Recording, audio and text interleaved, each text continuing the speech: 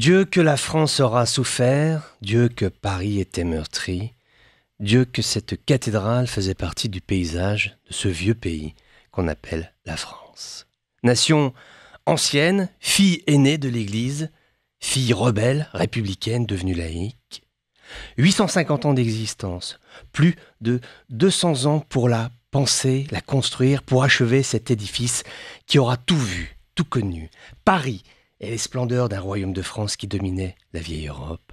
Paris lacéré de barricades et parcouru de gaillards audacieux et inventifs, connus sous le nom de peuple français et qui étaient là pour demander du pain et de la justice. Paris sali par des envahisseurs aux chemises brunes, mais Paris retrouvant sa dignité, les armes à la main. Elle était là, cette vieille dame, Notre-Dame de Paris, à regarder passer des siècles, tous ces gens venus des quatre coins du monde pour l'admirer, la photographier et parfois même la prier.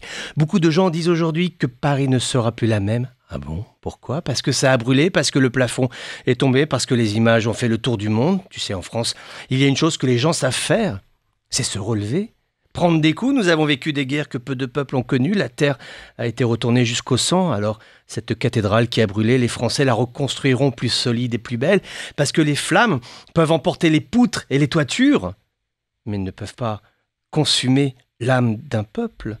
Ce qui s'est passé à Paris, ce n'est pas que l'effondrement d'un monument incarnant l'identité française, ça a été, et c'est, le resserrement d'un peuple autour d'un symbole, fût-il consumant, fût-il délabré. Tu sais, hier, le président Macron devait parler de l'avenir du pays. C'est peut-être ça, la France.